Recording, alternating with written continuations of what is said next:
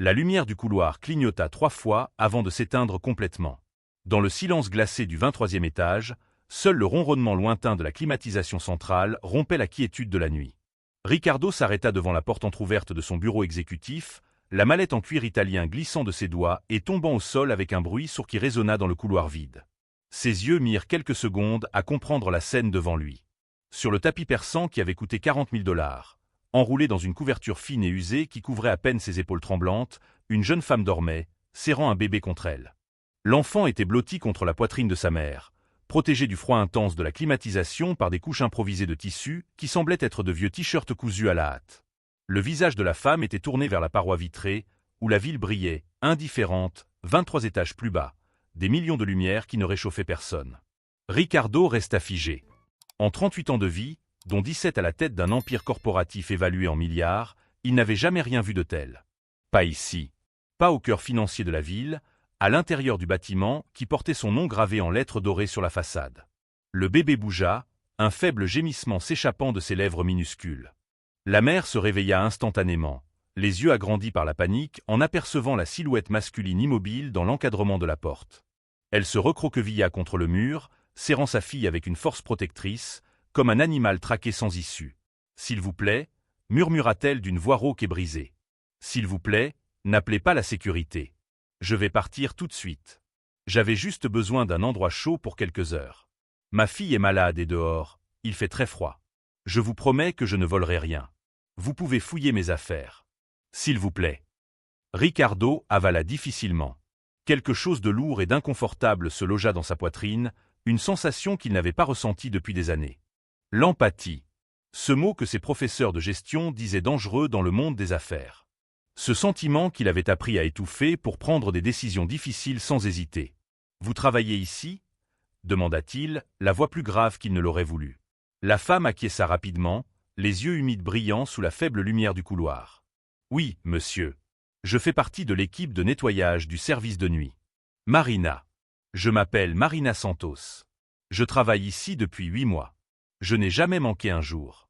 Jamais arrivé en retard. Je vous jure que cela n'est jamais arrivé avant. Je n'avais nulle part où aller. »« Le bébé a de la fièvre » coupa Ricardo, avançant de 2 pas dans la pièce. Marina recula instinctivement, mais répondit d'un signe de tête. « Elle a commencé hier après-midi. J'ai donné le médicament que l'infirmière du dispensaire m'a prescrit, mais la fièvre ne tombe pas. Elle n'arrête pas de pleurer et je n'ai pas d'argent pour l'hôpital privé. Aux urgences publiques, il y a 6 heures d'attente et dehors, il gèle. » Ricardo regarda le bébé. L'enfant avait tout au plus 6 mois, le visage rouge et moite malgré le froid ambiant. Elle respirait difficilement, de petits sanglots entrecoupant chaque inspiration. Il ne savait rien des enfants. Il n'avait jamais voulu savoir. Son monde était fait de tableaux, de réunions, d'acquisitions, de chiffres qui montaient ou descendaient sur des écrans lumineux. Mais il n'était pas nécessaire d'être père pour reconnaître la souffrance. « Pourquoi dormez-vous sur le sol de mon bureau » demanda-t-il, retirant sa veste et la lui tendant dans un geste automatique qui le surprit lui-même. « Il y a d'autres endroits dans le bâtiment. » Marina prit la veste avec des mains tremblantes, mais ne la mit pas. Elle l'enroula soigneusement autour de sa fille, ajoutant une couche de protection. « Les caméras, » dit-elle à voix basse. « Tous les autres étages ont des caméras dans les couloirs. Ici, au 23e, celle du vôtre est tombée en panne la semaine dernière. J'ai entendu le technicien dire qu'il viendrait la changer après le congé. J'ai pensé que personne ne me verrait ici. » Ricardo sentit quelque chose lui traverser la poitrine. Elle avait planifié cela. Ce n'était pas un élan de désespoir, mais un désespoir réfléchi, calculé, la seule option après que toutes les autres se soient épuisées. Combien de nuits avait-elle passé éveillée, cherchant un endroit pour abriter sa fille malade sans être découverte? Combien d'humiliations avait-elle subies avant d'en arriver là? « Où habitez-vous » demanda-t-il en cherchant son téléphone dans sa poche. « J'habitais une chambre louée dans la zone A. Mais le propriétaire m'a expulsé avant-hier parce que j'étais en retard pour le loyer. J'économisais pour payer, mais Sophia est tombée malade et j'ai dû acheter les médicaments et... » Sa voix se brisa. « Mes affaires sont dans un casier à la gare routière. Je n'ai pas de famille ici. Je suis venu de l'intérieur du pays en cherchant du travail quand j'ai découvert que j'étais enceinte. » Ricardo tapa quelque chose sur son téléphone, la lumière de l'écran éclairant son visage tendu. « Levez-vous, » dit-il, et en voyant la peur dans ses yeux, il adoucit le ton. « Je vais vous emmener à l'hôpital. » Maintenant. Je n'ai pas d'argent pour. Je ne vous ai pas demandé si vous aviez de l'argent. Levez-vous. Marina hésita, mais l'enfant toussa violemment, son petit corps se contractant dans l'effort de respirer. Elle se leva lentement, chancelante, et Ricardo remarqua qu'elle n'avait pas de chaussures. Ses pieds nus sur le tapis luxueux, les ongles sales d'avoir trop travaillé, la peau craquelée par le froid et le manque de soins. Combien d'heures passait-elle agenouillée à nettoyer le sol des cadres qui ne levaient jamais les yeux vers elle? Combien de fois avait-elle récuré les toilettes qu'il utilisait chaque jour sans qu'il ne se croise jamais? Combien de vies invisibles existaient autour de lui, soutenant l'empire qu'il croyait avoir bâti seul? Mon chauffeur vient nous chercher, dit-il en ramassant sa mallette et en tenant la porte ouverte. Descendons. Monsieur, je pourrais perdre mon emploi si quelqu'un apprend que j'ai. Vous ne perdrez pas votre emploi. Je suis le propriétaire de l'entreprise. Allons-y. Marina suivit en silence, serrant sa fille contre elle, la veste de Ricardo enveloppant le petit corps brûlant de fièvre. Dans l'ascenseur, elle resta aussi loin que possible de lui, appuyée contre le coin, comme si sa présence pouvait le contaminer de la pauvreté qu'elle portait. Ricardo l'observa dans le reflet du métal poli. Elle était jeune, probablement moins de 25 ans. Le visage beau malgré la fatigue, les grands yeux qui avaient dû briller autrefois de rêve avant que la vie ne lui apprenne que rêver est un luxe réservé à ceux qui dorment dans un lit chaud. La voiture arriva en moins de 10 minutes. Marina hésita avant d'entrer dans la berline de luxe, regardant ses vêtements de travail sales, ses pieds nus, sa fille qui gémissait faiblement. Ricardo monta après elle, donna l'adresse du meilleur hôpital privé de la ville au chauffeur, et le silence pesa lourdement entre eux tandis que la ville nocturne défilait derrière les vitres sombres. « Pourquoi faites-vous cela » demanda Marina soudain, d'une voix presque inaudible. « Vous ne me connaissez pas. Vous ne me devez rien. » Ricardo mit du temps à répondre. Pourquoi faisait-il cela? La réponse logique aurait été que tout être humain décent aiderait un enfant malade. Mais il savait que ce n'était pas si simple. Il passait chaque jour devant des mendiants sans les regarder. Ignorait les demandes d'aide. Faisait des dons à des œuvres de charité par l'intermédiaire de son département de responsabilité sociale, des sommes déductibles d'impôts en fin d'année, sans jamais croiser le regard de ceux qui recevaient. Mais quelque chose d'était différent cette fois. Peut-être le choc de découvrir la misère absolue à l'intérieur de son propre royaume. Peut-être le courage silencieux de cette femme, protégeant sa fille malgré le néant. Ou peut-être simplement la fatigue. Fatigue d'être dur. Fatigue de suivre les règles non écrites de sa classe sociale. Fatigue d'être Ricardo Almeida, l'homme d'affaires impitoyable qui ne montrait jamais de faiblesse. « Parce que votre fille est malade », répondit-il simplement. « Et parce que je peux aider. » À l'hôpital, la réceptionniste regarda Marina avec un mépris à peine dissimulé jusqu'à ce que Ricardo s'identifie. Le changement fut instantané. Sourire professionnel. Révérence discrète. Une équipe médicale complète mobilisée en quelques minutes. L'enfant fut immédiatement emmené pour des examens, et Marina suivit presque de force, refusant de se séparer de sa fille ne serait-ce qu'un instant. Ricardo resta dans la salle d'attente vide, entouré de murs blancs et de l'odeur du désinfectant, regardant ses mains comme s'il les voyait pour la première fois. Des mains qui signaient des contrats de millions. Des mains qui n'avaient jamais changé une couche, jamais tenu un enfant malade, jamais connu le poids du manque de choix. 1 heure plus tard, le médecin arriva avec des nouvelles. Pneumonie à un stade précoce. Traitement possible, mais nécessitant une hospitalisation et des antibiotiques puissants. Sans soins, cela aurait pu être fatal en quelques jours. Ricardo autorisa tout sans demander le prix. Quand Marina sortit de la salle, les yeux rouges de larmes mais le visage soulagé, elle tenta de parler mais il l'interrompit. « Votre fille restera hospitalisée 3 jours. Vous resterez avec elle. Je vais aller chercher vos affaires à la gare. Je ne pourrai jamais tout payer, monsieur. Il me faudra des années pour. Vous ne me devez rien. Considérez cela comme une avance sur les 5 prochaines années de travail. » Marina cacha son visage dans ses mains et éclata en sanglots. Ce n'était pas un pleur discret, mais des sanglots profonds d'une personne qui avait trop longtemps tout retenu. Ricardo resta là, mal à l'aise, ne sachant que faire de ses mains, ne sachant pas s'il devait la toucher ou garder ses distances. Il choisit la distance. Il choisissait toujours la distance. Mais quelque chose avait changé cette nuit-là. Une fissure s'était formée dans la structure rigide qu'il avait bâtie autour de lui. Et par cette fente étroite, pour la première fois depuis des années, quelque chose ressemblant à de l'humanité commença à s'infiltrer. Quand il quitta l'hôpital, le jour se levait déjà. La ville s'éveillait à un nouveau jour, des millions de gens courant vers leurs obligations, marchant sur les invisibles sans savoir qu'eux aussi respiraient, rêvaient, souffraient. Ricardo monta dans la voiture, demanda à son chauffeur de le ramener chez lui et ferma les yeux. Le visage de l'enfant malade ne quittait pas son esprit. Ni les yeux effrayés de la mère. Ni la question qu'elle lui avait posée. « Pourquoi faites-vous cela ?» Il ne connaissait pas la réponse. Mais il savait qu'il venait de faire quelque chose qui changerait tout. Il savait qu'il ne pourrait pas simplement retourner à sa routine et oublier ce qu'il avait vu. Il savait qu'il venait de franchir une ligne invisible entre l'indifférence et la responsabilité.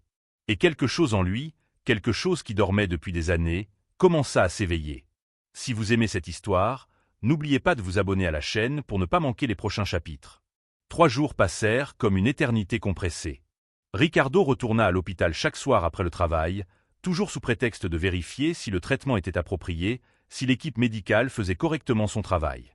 Mais la vérité, qu'il hésitait à admettre même pour lui-même, était qu'il voulait voir comment Marina et la petite Sofia allaient. La 3e nuit, il trouva Marina assise dans le fauteuil à côté du berceau d'hôpital, observant sa fille dormir paisiblement pour la première fois depuis des jours. La fièvre était tombée. La respiration était régulière. L'enfant ressemblait enfin à un enfant, et non plus à ce petit corps fragile luttant pour survivre. « Elle sortira demain matin », dit Marina sans détourner les yeux de sa fille. Le médecin a dit que c'était de justesse. 2 jours de plus sans traitement et... Sa voix se brisa. Elle n'eut pas besoin de finir la phrase. Ricardo s'appuya contre le mur, gardant une distance respectueuse. « Vous êtes retourné dans la chambre que vous louiez. »« Je n'ai plus de chambre. J'ai parlé au propriétaire, mais il a déjà loué à quelqu'un d'autre. » Marina finit par le regarder, et il y avait quelque chose de différent dans ses yeux. Plus la terreur d'être découverte, plus la soumission de celle qui s'attend à être écrasée. Il y avait de la dignité. Mais j'ai réussi à parler à une cousine éloignée qui habite à 2 heures d'ici. Elle a dit que nous pouvions rester chez elle quelques semaines, le temps que je gagne un peu d'argent pour trouver autre chose. 2 heures de distance. Ricardo fronça les sourcils. Comment allez-vous travailler? Marina esquissa un sourire fatigué. Je vais démissionner. Impossible de faire ce trajet chaque jour avec Sofia. Je chercherai quelque chose plus près de chez ma cousine. Peut-être dans un supermarché, une blanchisserie, n'importe quoi. Quelque chose se tordit dans l'estomac de Ricardo. L'idée que Marina disparaisse simplement de sa vie, retournant à l'invisibilité d'où elle avait émergé par hasard, le rendait inexplicablement inquiet. « Non, dit-il avant même d'y réfléchir. Vous allez habiter chez moi. J'ai des chambres de domestiques inoccupées. Vous et votre fille resterez là, et vous continuerez à travailler pour l'entreprise. Je vais vous transférer du service de nuit à l'administration. Horaire de bureau. Il y a une crèche dans le bâtiment pour Sofia. » Marina resta figée, essayant de comprendre ces mots. « Monsieur, je suis femme de ménage. Je n'ai aucune qualification pour un poste administratif. » « Alors vous apprendrez. J'ai besoin de quelqu'un pour classer des dossiers, préparer le café, répondre au téléphone. N'importe qui peut faire ça avec un minimum de formation. » « Pourquoi ?» Marina se leva, le regardant droit dans les yeux pour la première fois. « Pourquoi faites-vous tout cela? Personne n'aide ainsi sans rien vouloir en retour. Que attendez-vous de moi ?» La question résonna comme une accusation, et Ricardo comprit parfaitement d'où elle venait. Des femmes comme Marina apprenaient tôt que la générosité masculine s'accompagnait presque toujours d'un prix caché. Il sentit la colère monter, non pas contre elle, mais contre le monde qui lui avait appris à se méfier de l'aide. « Je ne veux rien de vous, sinon du travail honnête, » dit-il fermement. « Ma maison a 18 pièces et je vis seul. J'ai des chambres fermées depuis des années. Qu'est-ce que ça me coûte d'en ouvrir une pour vous et votre fille? Et si vous travaillez de jour, vous pourrez mieux vous occuper de l'enfant. C'est de la logique simple, pas de la charité. » Marina scruta son visage, cherchant des mensonges, des pièges. « Et si j'accepte et que vous changez d'avis dans une semaine? Je serai encore pire qu'avant. Au moins, chez ma cousine, je sais que j'ai quelques semaines assurées. Vous avez ma parole. 1 an. Restez 1 an et économisez assez pour vous installer réellement. Après, vous déciderez ce que vous voulez faire. 1 an. L'offre resta suspendue entre eux comme un pont au-dessus d'un abîme. Marina regarda sa fille, ce petit visage enfin apaisé, et Ricardo vit le moment exact où elle prit sa décision. Ce n'était pas de la confiance.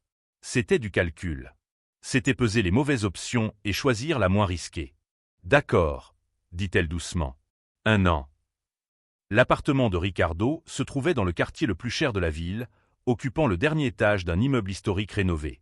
Quand Marina y entra pour la première fois, portant Sofia dans un siège bébé prêté par l'hôpital et un sac contenant les quelques vêtements récupérés à la gare routière, Elle s'arrêta dans le hall d'entrée et resta immobile. Le plafond était en verre, laissant entrer la lumière naturelle qui se répandait dans de larges couloirs décorés d'œuvres d'art qu'elle n'avait vues que dans les musées. Le sol en marbre italien brillait au point de refléter son visage stupéfait.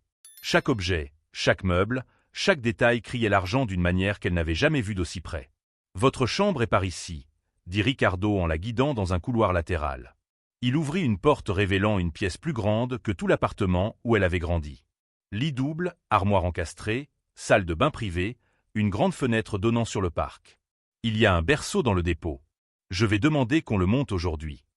Marina entra lentement, comme si elle foulait un sol sacré qui ne lui appartenait pas.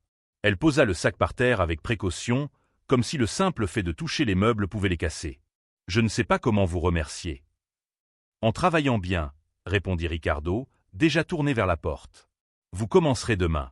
7 heures du matin. Je laisserai des instructions à la gouvernante pour qu'elle s'occupe de Sofia pendant que vous serez au bureau. » Durant les premières semaines, Marina se déplaça dans la maison comme un fantôme, toujours sur le qui-vive, toujours prudente pour ne pas prendre trop de place, ne pas faire trop de bruit, ne pas être une gêne. Ricardo la voyait peu. Il partait tôt, rentrait tard, et leurs échanges restaient professionnels, distants, limités à des instructions et des rapports brefs. Mais quelque chose changeait, lentement, imperceptiblement, comme le passage des saisons. Ricardo commença à rentrer plus tôt à la maison. Il se mit à prendre le petit déjeuner au lieu de sauter le repas, comme il en avait l'habitude. Il passa plus souvent par la cuisine où Marina nourrissait Sofia avant de partir travailler, et s'y attarda quelques secondes de trop, observant l'interaction entre la mère et la fille avec quelque chose qui ressemblait à de la fascination. Il y avait de la vie dans cette maison pour la première fois depuis des années. Des rires de bébés résonnaient dans les couloirs. L'odeur des plats faits maison remplaçait celle des repas livrés de restaurants chers.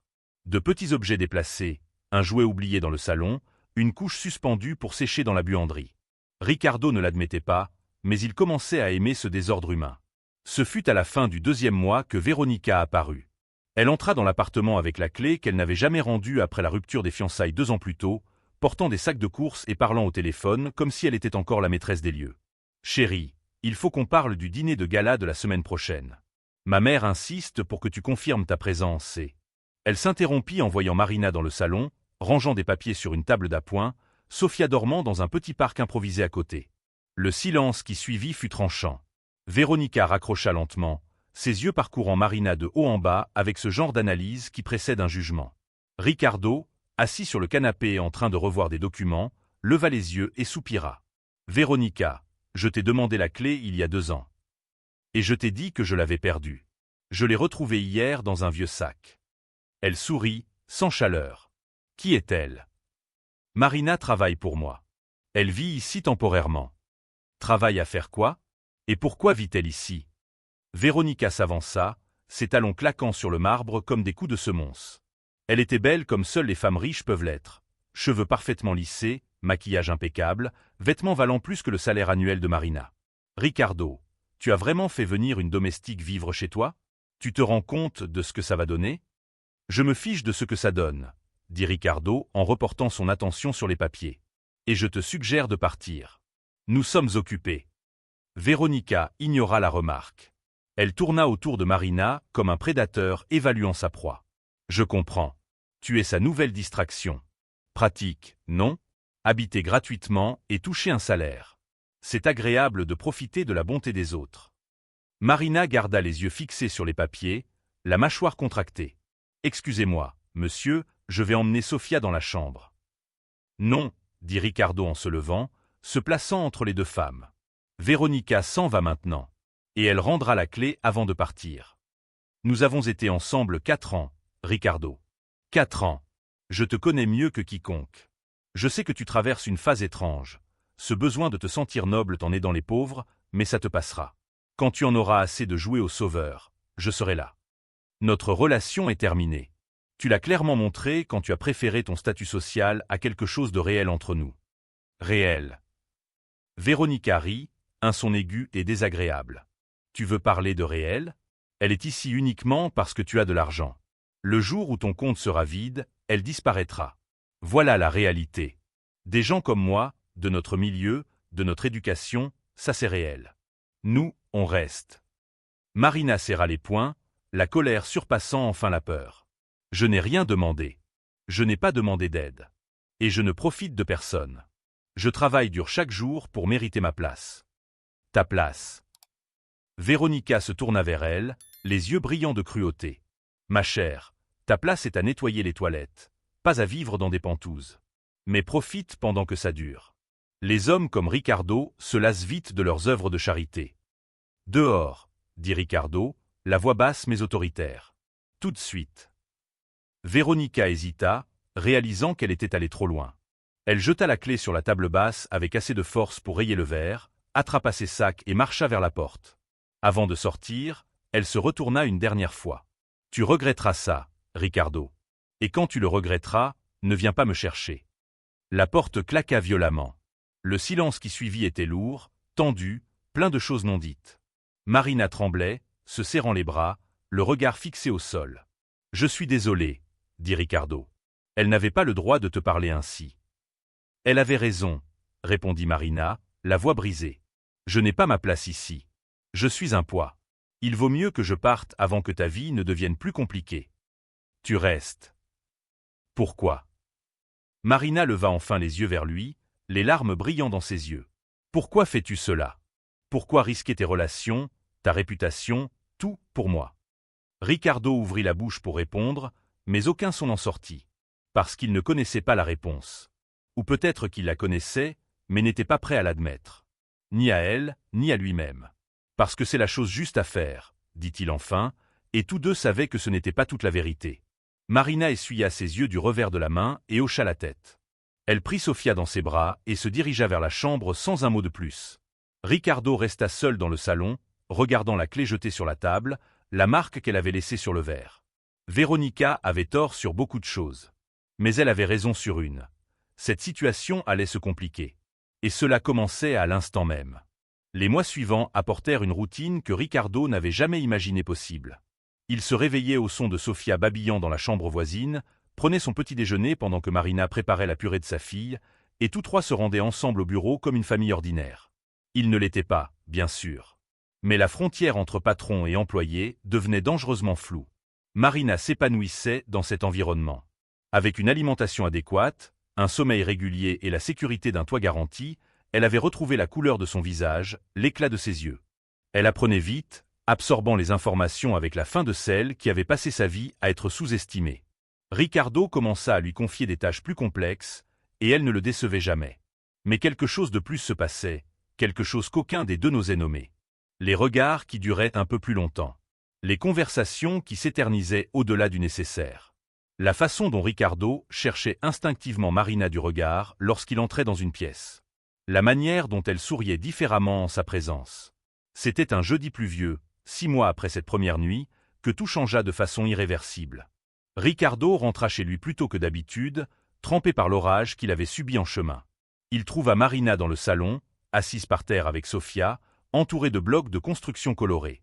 L'enfant riait aux éclats à chaque fois qu'elle faisait tomber la tour que sa mère construisait patiemment. « Tu es trempé, » dit Marina en se levant rapidement. « Je vais chercher une serviette. »« Ce n'est pas nécessaire, » commença Ricardo, mais elle était déjà partie en courant. Elle revint quelques secondes plus tard avec une grande serviette et, sans réfléchir, commença à lui sécher les cheveux avec des gestes attentifs, presque maternels. Ricardo resta immobile. Personne ne s'était occupé de lui ainsi depuis qu'il était enfant. Personne ne le touchait avec cette tendresse désintéressée. Les femmes de son cercle social étaient toujours calculatrices. Chaque geste avait une intention. Chaque caresse était une monnaie d'échange. Mais là, il y avait Marina, séchant ses cheveux simplement parce qu'il était mouillé et qu'elle se souciait de lui. Quand elle réalisa ce qu'elle faisait, elle s'arrêta brusquement, le visage rougissant. « Désolé, je n'aurais pas dû. » Ricardo saisit son poignet, l'empêchant de s'éloigner. Pendant un moment infini, ils se regardèrent, et toutes les paroles non dites des derniers mois semblaient flotter dans l'air entre eux. Il la tira doucement vers lui, et elle ne résista pas. Leurs lèvres se rencontrèrent avec une urgence qui les effraya tous les deux, des mois de tension enfin libérés dans ce baiser. Lorsqu'ils se séparèrent, ils étaient tous deux à bout de souffle. Sofia applaudit, croyant que cela faisait partie du jeu, et l'innocence de ce moment brisa l'enchantement dangereux. Marina fit un pas en arrière, portant ses mains à son visage. « Cela ne peut pas arriver, » murmura-t-elle. « Je travaille pour vous. Je vis dans votre maison. C'est mal. » « Pourquoi est-ce mal » demanda Ricardo, et pour la première fois depuis des mois, il laissa la vérité sortir sans filtre. Parce que vous êtes employé. Parce que vous n'avez pas le bon nom de famille, que vous n'êtes pas passé par les bonnes écoles, que vous ne connaissez pas les bonnes personnes. Parce que c'est exactement ce que cette femme a dit qui allait arriver. Véronica. Elle a dit que je profitais de vous, et maintenant il semble qu'elle avait raison. Elle n'avait raison en rien, dit Ricardo en tenant le visage de Marina entre ses mains, la forçant à le regarder. Vous ne profitez pas de moi. Si quelqu'un gagne quelque chose ici, c'est moi. Vous avez apporté de la vie à cette maison morte. Vous m'avez rappelé qu'il existe un monde au-delà des tableaux Excel et des réunions. Vous m'avez fait ressentir à nouveau. Marina ferma les yeux, des larmes coulant entre ses doigts. Votre monde va vous détruire pour ça. Des gens comme moi ne détruisent pas des gens comme vous. Cela n'existe que dans les films. Alors faisons en sorte que cela existe dans la vraie vie. Mais Marina s'éloigna, prit Sofia dans ses bras et se dirigea vers la chambre sans regarder en arrière. Ricardo resta seul dans le salon, touchant ses propres lèvres, sachant qu'il avait franchi une ligne qu'il ne pouvait plus défaire.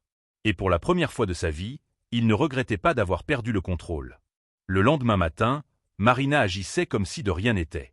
Professionnelle, distante, polie. Ricardo fit de même, mais la tension était palpable. Ils dansaient autour de l'autre, prudents de ne pas se toucher, de ne pas se regarder directement, de ne pas céder à ce qui avait été éveillé. Véronica, comme si elle avait un radar pour les moments de vulnérabilité, choisit cette semaine pour réapparaître. Cette fois, elle n'envahit pas la maison. Elle fut plus intelligente. Elle commença une campagne silencieuse mais dévastatrice. Elle appela la mère de Ricardo, Béatrice Almeida, matriarche de la famille et gardienne féroce de la réputation sociale que sa famille avait mis des décennies à construire.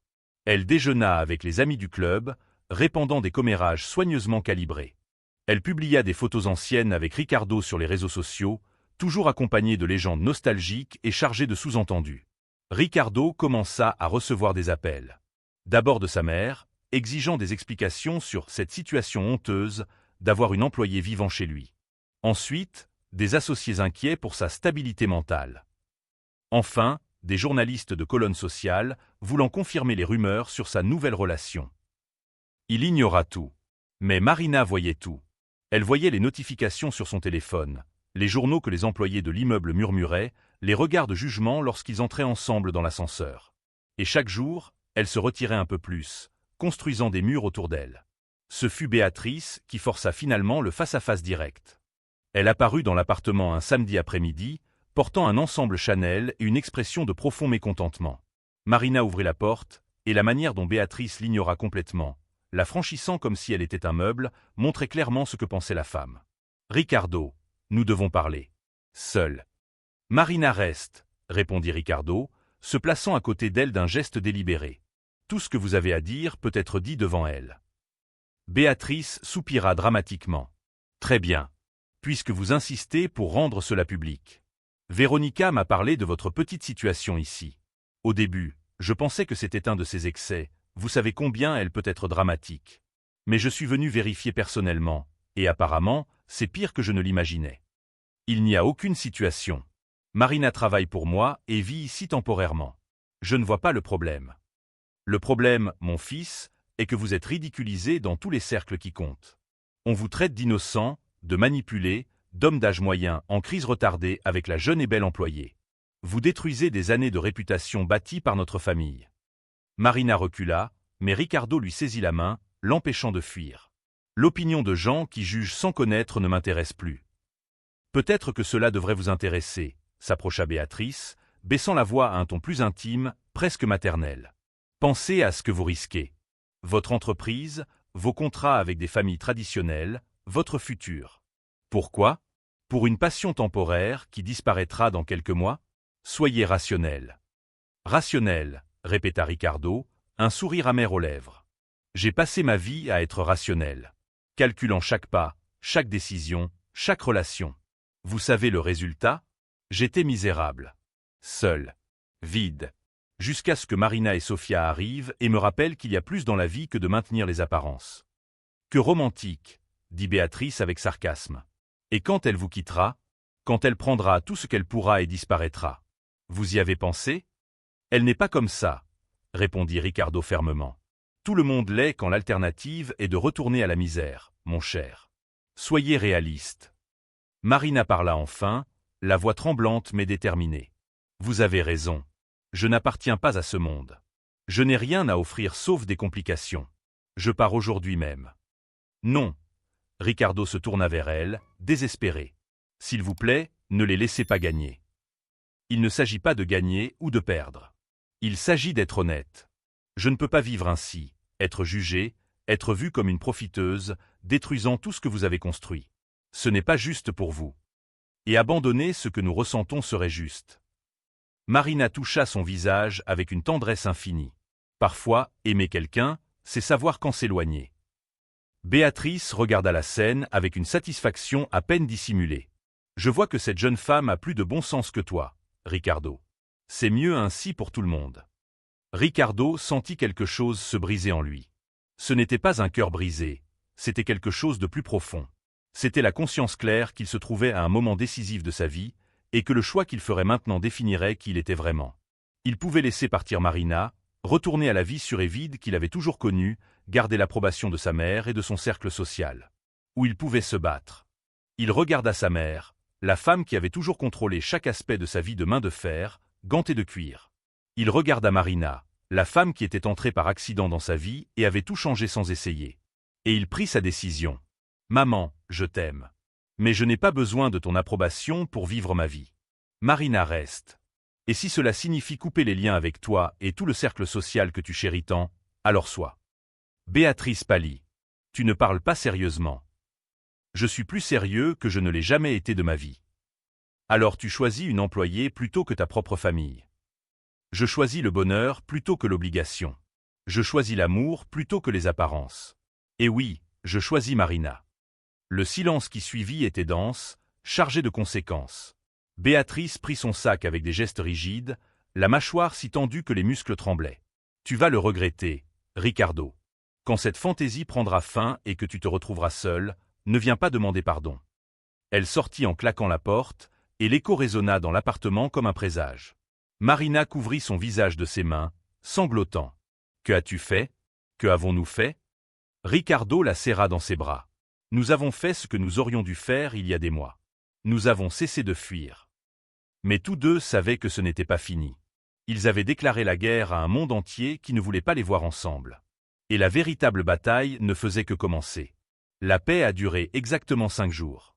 5 jours pendant lesquels Ricardo et Marina ont vécu dans une bulle fragile, ignorant les appels insistants, les courriels d'avertissement, les messages de plus en plus menaçants. 5 jours à faire semblant que le monde dehors ne conspirait pas contre eux. Le matin du 6e jour, Marina s'est réveillée au son de Sofia qui pleurait et à autre chose. Des voix venant du salon. Des voix familières. Son estomac se serra d'un mauvais pressentiment. Elle enfila un peignoir et alla voir, portant sa fille dans ses bras. Véronica était assise sur le canapé, parfaitement composée, prenant son café comme si elle était la maîtresse de maison. À ses côtés, Béatrice feuilletait un magazine avec une expression ennuyée. Ricardo se tenait debout, bloquant l'entrée du salon, les épaules tendues comme celles d'un animal prêt à attaquer. « Que font-elles ici ?» demanda Marina, s'arrêtant à l'entrée. « Excellente question », répondit Ricardo, sans quitter des yeux les deux femmes. « J'attends la réponse depuis 10 minutes. » Véronica posa délicatement sa tasse de café sur la soucoupe et sourit. C'était un sourire que Marina avait appris à craindre, chargé de poison et de mauvaises intentions. « Nous sommes venus faire une proposition. Une qui va profiter à tout le monde, surtout à vous, ma chère. »« Ne m'appelez pas ma chère. »« Touchez, » dit Véronica en croisant les jambes, la robe très chère s'ajustant parfaitement. « Très bien, je vais être direct. Vous allez recevoir 500 000 $ pour quitter la vie de Ricardo. Aujourd'hui. Maintenant. Prenez vos affaires, votre fille, et disparaissez. » Le silence qui suivit était si lourd qu'il semblait aspirer l'air de la pièce. Marina se sentit comme si elle avait reçu un coup dans l'estomac. Pas à cause de l'offre elle-même, mais à cause de ce qu'elle représentait. Pour ces femmes, tout avait un prix. L'amour, la dignité, le bonheur, tout pouvait être acheté ou vendu. « Sortez de ma maison, » dit Ricardo, la voix basse et dangereuse. « $1 demi-million, intervint Béatrice en refermant le magazine. C'est plus d'argent qu'elle ne verra jamais dans sa vie. Elle peut acheter une maison, garantir l'avenir de sa fille, vivre confortablement. Tout ce qu'elle a à faire, c'est partir et ne jamais revenir. »« Non, » dit simplement Marina. Véronica cligna des yeux, surprise. Pardon, vous venez de refuser un demi-million de dollars. Oui. Maintenant, sortez. Ne soyez pas idiote, dit Béatrice en se levant, s'approchant avec des pas mesurés. Vous pensez que ça va durer? Que Ricardo vous choisira quand il commencera à perdre des contrats, quand les associés se retourneront contre lui, quand l'entreprise qu'il a construite commencera à s'effondrer à cause d'un scandale. Il vous blâmera. Il vous détestera. Il vaut mieux partir maintenant avec dignité et argent en poche. Si vous connaissiez vraiment votre fils, vous sauriez qu'il n'est pas comme ça, répondit Marina, et il y avait dans sa voix une force qu'elle n'avait pas il y a quelques mois. Mais vous ne l'avez jamais connu, n'est-ce pas? Vous ne connaissez que la version de lui que vous avez créée, le pantin qui danse quand vous tirez les ficelles.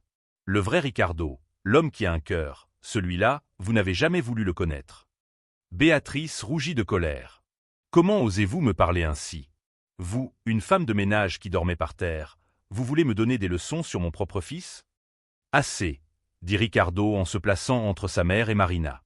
Vous avez 5 secondes pour sortir avant que j'appelle la sécurité. Véronica se leva, mais elle ne semblait pas inquiète. Au contraire, elle semblait satisfaite. Très bien. Nous avons refusé la voie pacifique. Maintenant, nous faisons à la dure. Elle prit son sac et sortit une enveloppe épaisse. Ceci est des photos. Des photos de Marina avant que vous ne la trouviez. Achat de drogue dans un coin connu. Entrée dans des motels bon marché avec différents hommes. Vêtements laissant peu à l'imagination. Marina devint pâle. C'est faux. Je n'ai jamais. Peu importe si c'est vrai ou faux, lança Véronica en jetant l'enveloppe sur la table basse. Ce qui importe, c'est ce que les gens vont croire lorsque ces journalistes de potins commenceront à publier. Mère célibataire, sans éducation, sans famille, vivant de faveur. Il n'est pas difficile de construire un récit. Et une fois que ce récit est diffusé, il n'y a pas de retour en arrière. Ricardo prit l'enveloppe, regarda les photos et jeta tout dans la cheminée allumée. Les images commencèrent à brûler, se tordant dans les flammes. Photoshop bon marché. Aucun journal sérieux ne publiera ça. Pas besoin d'un journal sérieux, dit froidement Béatrice. Les réseaux sociaux font le travail. Un compte anonyme, quelques publications virales, et voilà. Sa réputation est détruite. Et par conséquent, la vôtre aussi. Marina sentit ses jambes fléchir. Sofia commença à pleurer, sentant la tension dans le corps de sa mère. Elle serra sa fille plus fort, essayant de garder son calme. Pourquoi faites-vous ça? Que ai-je fait de si terrible à part exister? Vous existez au mauvais endroit, dit Véronica avec une simplicité brutale. Ricardo est à moi. Il l'a toujours été. Nous avons rompu, mais c'était temporaire. Nous sommes parfaits l'un pour l'autre, même classe, même éducation, même cercle. Vous êtes un détour, une erreur de jugement qui doit être corrigée. Vous ne m'avez jamais aimé, dit Ricardo, et il y avait de la pitié dans sa voix. Vous aimiez l'idée de moi. Le nom de famille, l'argent, le statut. Mais jamais vous ne m'avez regardé vraiment. Et elle regarde. Véronica rit.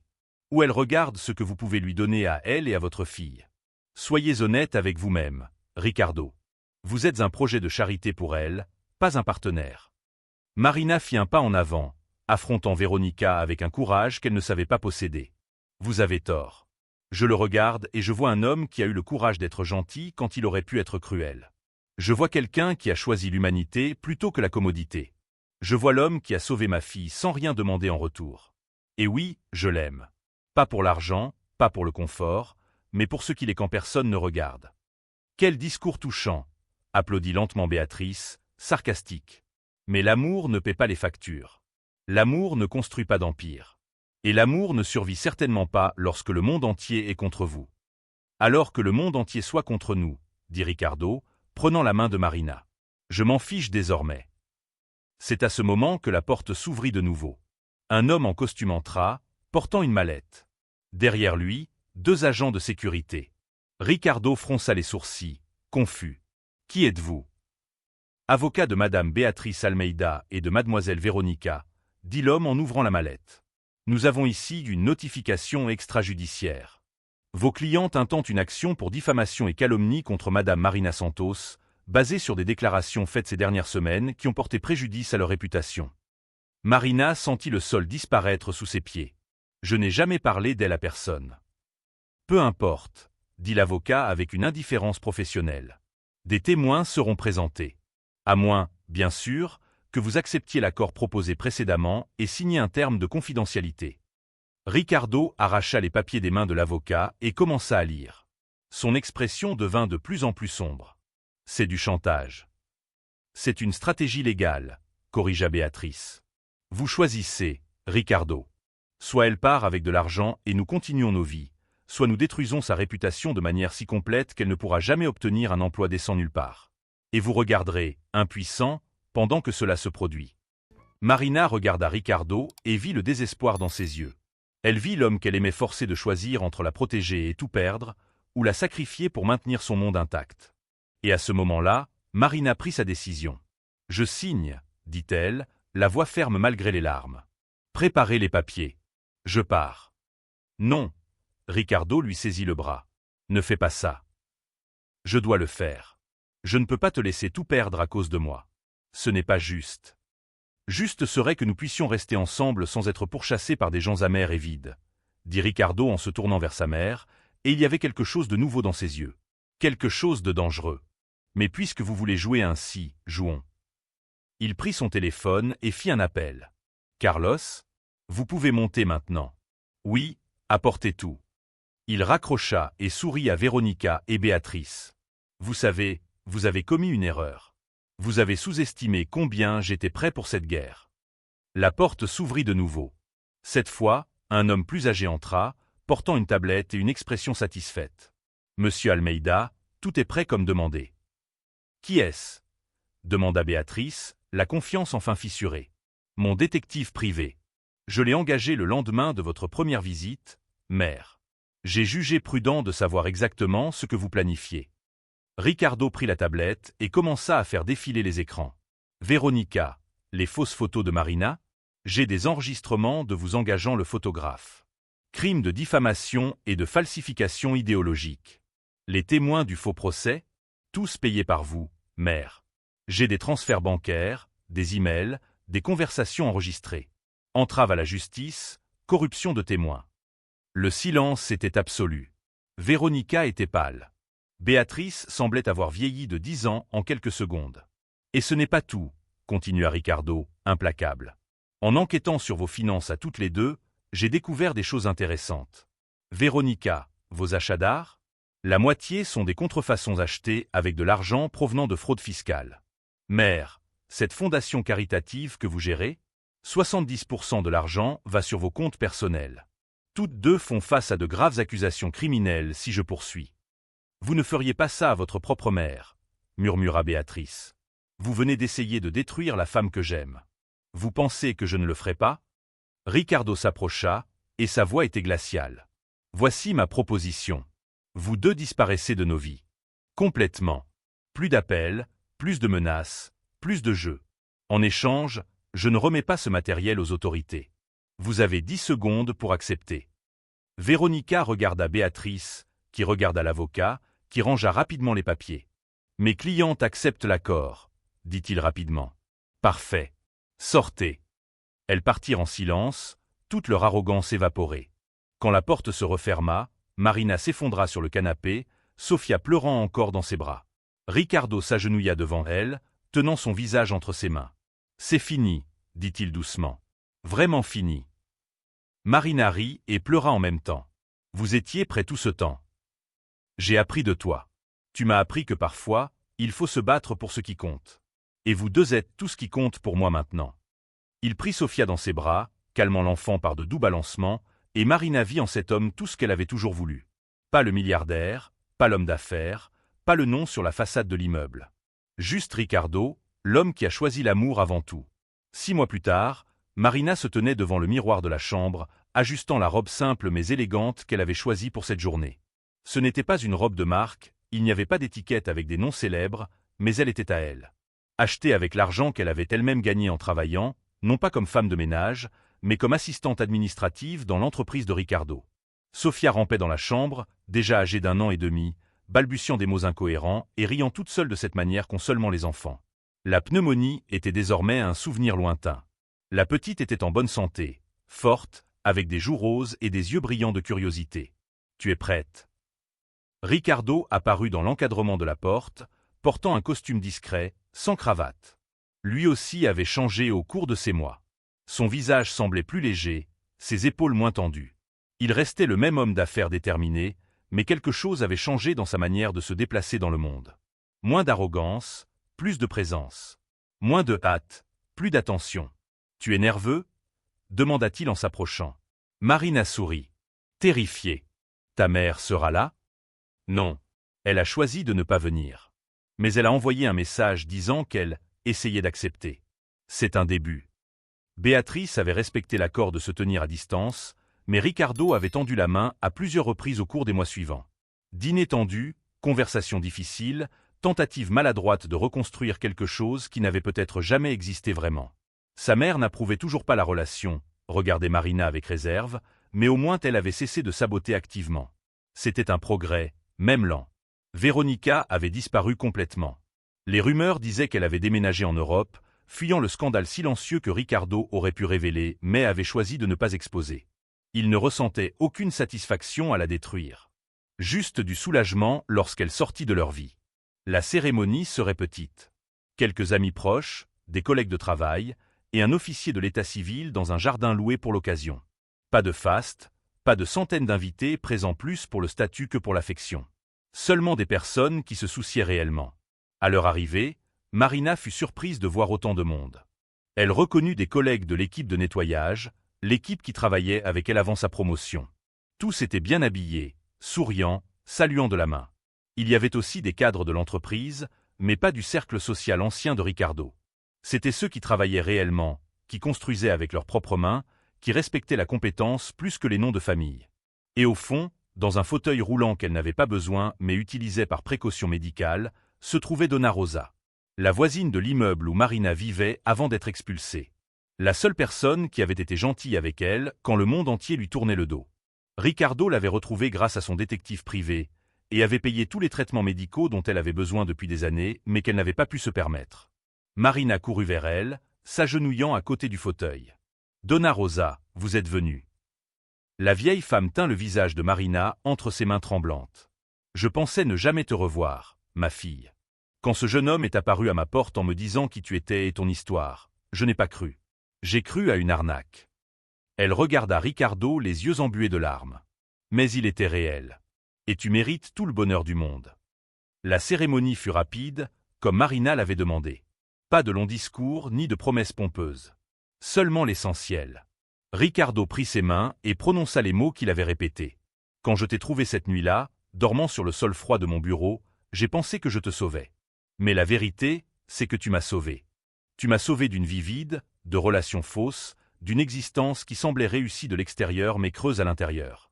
Tu m'as appris que le courage, ce n'est pas ne jamais avoir peur, c'est avoir peur et faire ce qui est juste quand même.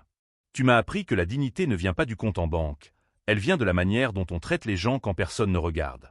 Tu m'as appris à aimer vraiment. » Marina essuya rapidement ses larmes, essayant de garder contenance pour son propre discours. « Je n'ai pas beaucoup de beaux mots. Je ne suis pas doué pour les discours. Mais je sais que tu m'as donné plus qu'un toit et de la nourriture quand j'en avais le plus besoin. Tu m'as rendu quelque chose que j'avais perdu depuis longtemps. L'espoir. La croyance que des gens bons existent encore, que le monde peut être gentil, que cela vaut la peine de continuer à se battre. Et tu m'as donné une famille. Pas seulement toi, mais toutes les personnes présentes aujourd'hui. Vous m'avez tous accueilli quand je n'avais personne. » Lorsque l'officier déclara qu'ils étaient mariés, les applaudissements furent sincères et chaleureux. Sofia, sur les genoux de Donna Rosa, commença elle aussi à applaudir sans trop comprendre pourquoi, et tout le monde rit. La fête eut lieu dans le jardin, simple et sans prétention.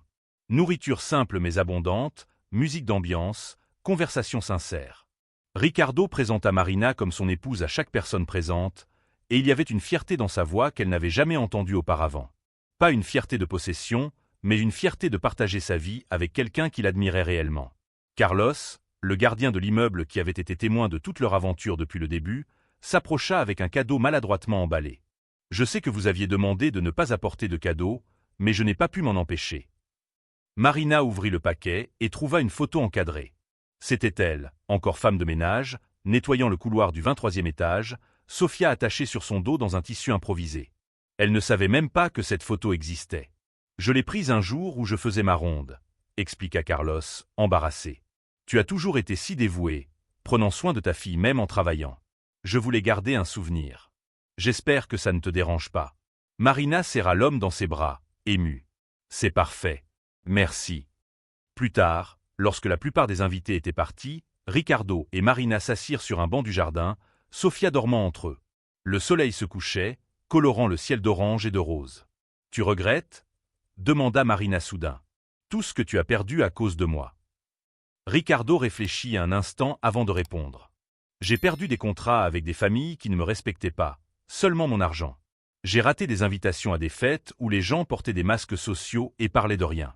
J'ai perdu des relations basées sur la convenance et les apparences. Mais j'ai gagné toi. J'ai gagné Sofia.